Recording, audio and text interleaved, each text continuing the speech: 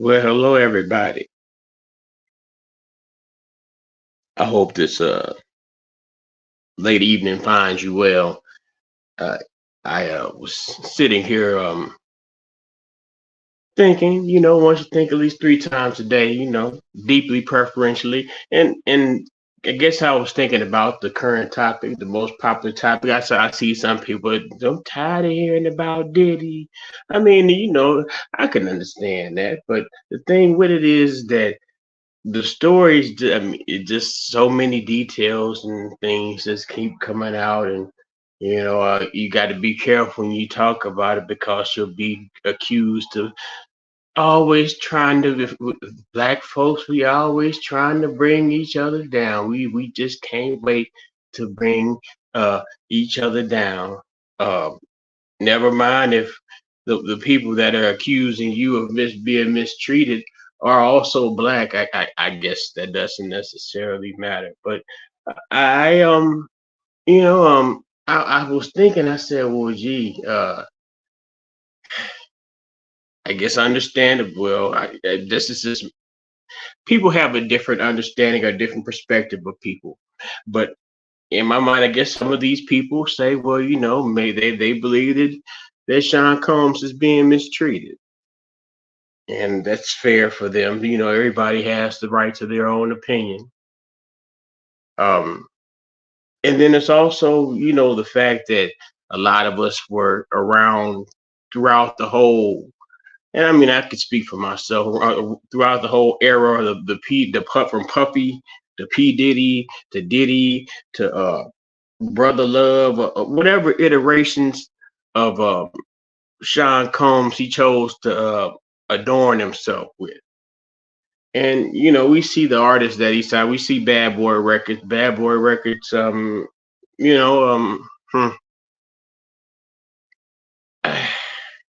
you got to put a stamp on. I mean, I guess Bad Boy Records is pretty much can be leveraged against Death Row Records. They came out hit banging like Tyson. But at the end of the day, it's just pretty much a whisper at this point. These is record companies, record labels that we thought, this is like the reemergence of Motown and all those other independent black labels, even though these labels weren't necessarily independent. You always got to go through an outside source to have your stuff distributed. And that's one thing about distribution. It depends on what's being distributed.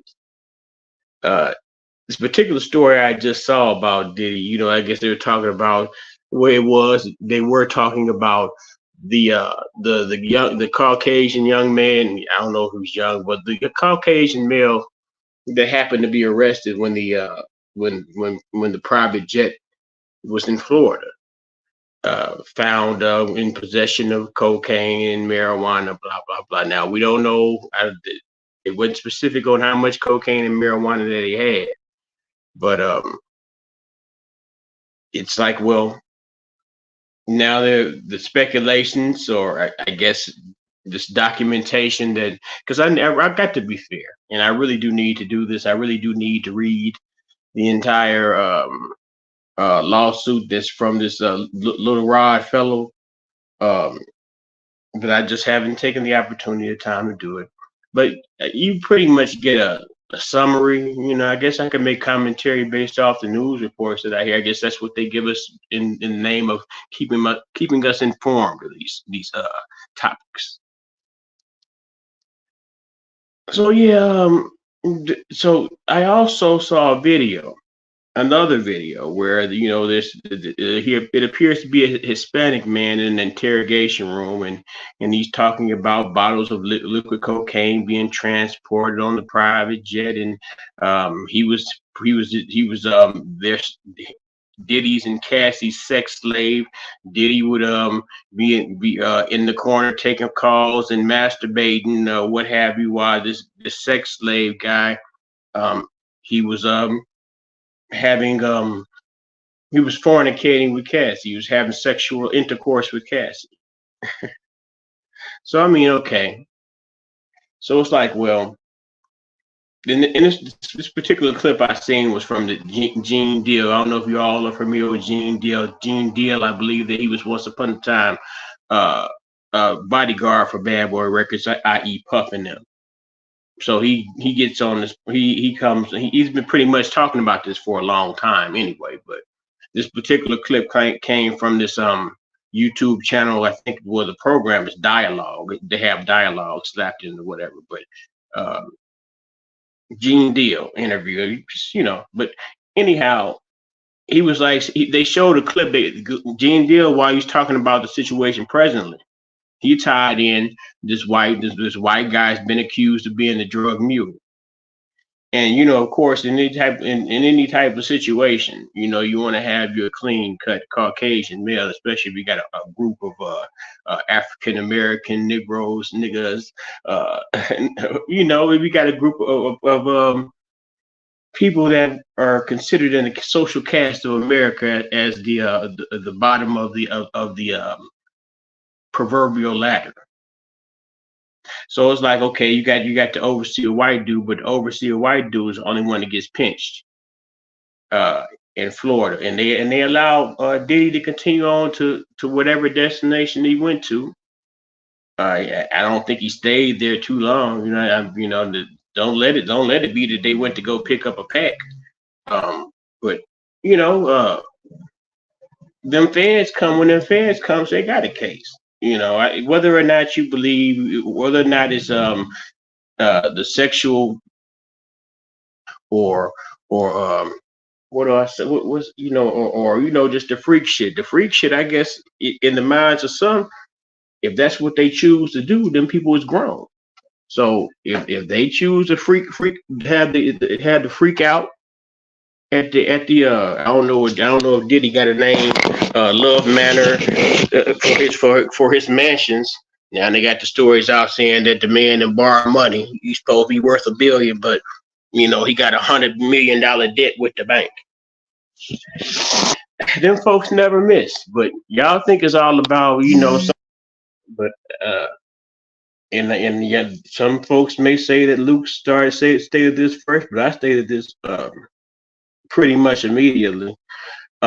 I don't know, and this is something that was told to me. I don't know if you all know or not. Well, there was Cassie had legal representation when she bought upon her lawsuit against Diddy.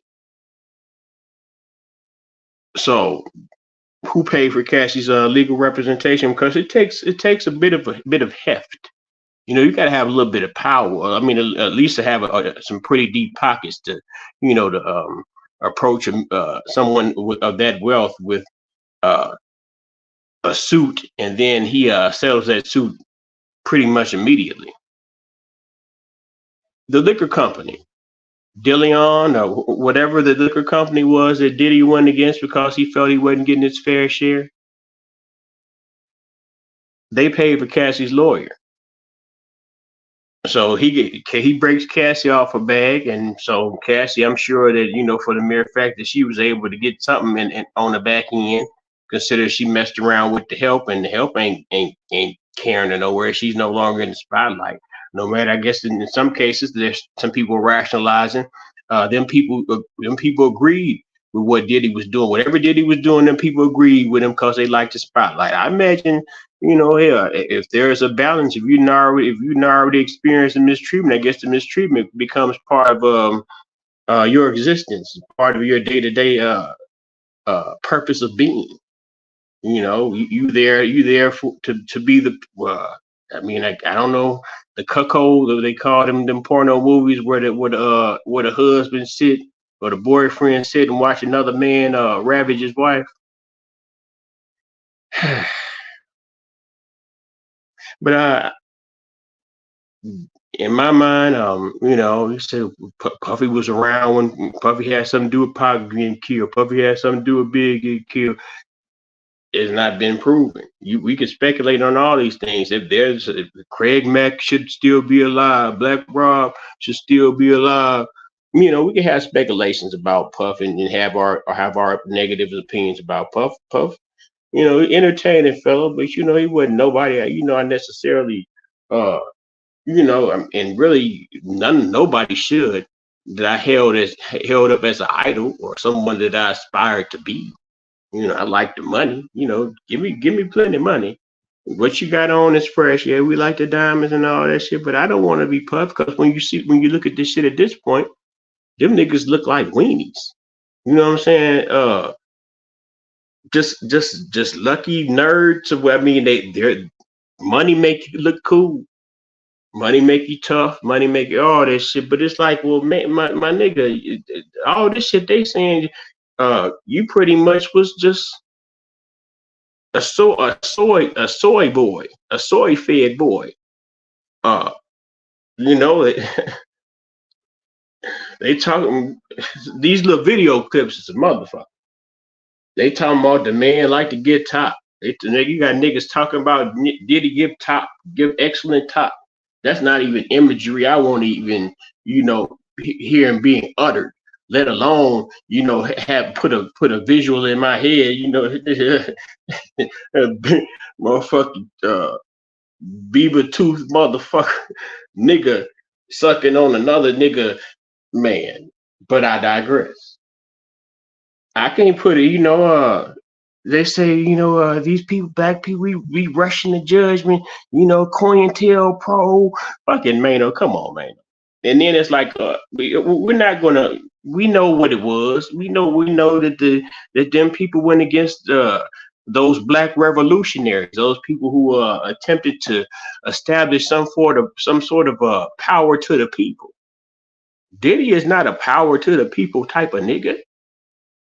Uh, Diddy wasn't broke like Malcolm. Diddy wasn't broke like MLK.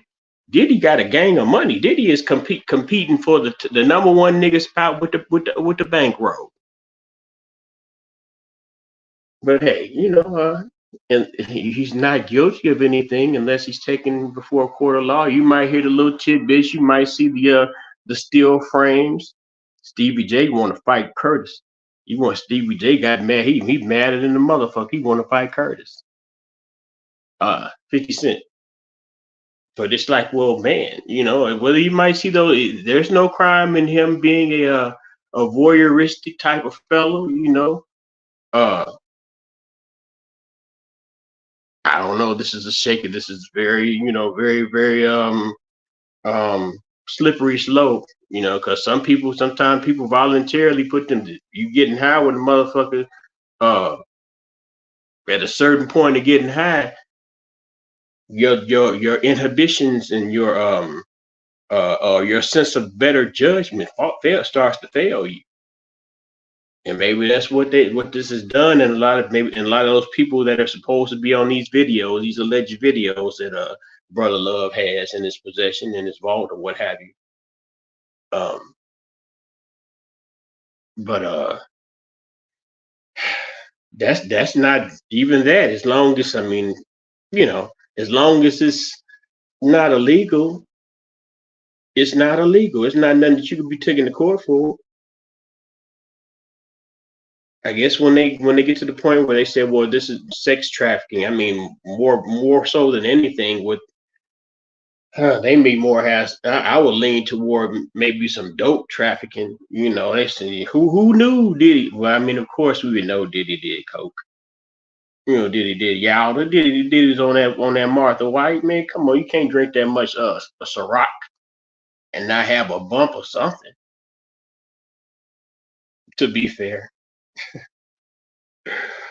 But man, yeah, I just really wanted to come on and say I done made a few puffs, and I really need to, I guess, switch topics. Maybe I might talk about the Beyonce album. Maybe I might get 2 or 3 more views on my on my content. No, I ain't fucking Beyonce. I really don't want to listen to the album, but I've been somebody I respect. Give it a listen, Flav. I give it a listen. But Diddy, man, all these stories, and I'm not going to like I said in the previous video. You're not going to be my black conscious cause, Mr. Combs. And I'm like short I'm very. It's a thin line between me just like uh nah, it's not. It's not nice to call somebody stupid than a motherfucker. So what happens when it comes out that this nigga is actually guilty of all this shit? You just stood up for the nigga, just like. I mean, I ain't gonna go there. I ain't gonna go with that. Yeah, I want to come on and talk about Diddy a little bit, man. Uh, just cause I don't like him, I don't know him not to like him, but I mean, it's just like it's like like when you watch TV programs, J.R. Ewing, a Boss Hog, I can't even really think of no modern villains on TV. But it's just like the villain character, the shady villain character. I don't like the shady villain character. That's fair to me, right? Nevertheless, man, let me get off here. I don't get no love on this shit. I just do this shit because I'm doing this shit. Peace and love.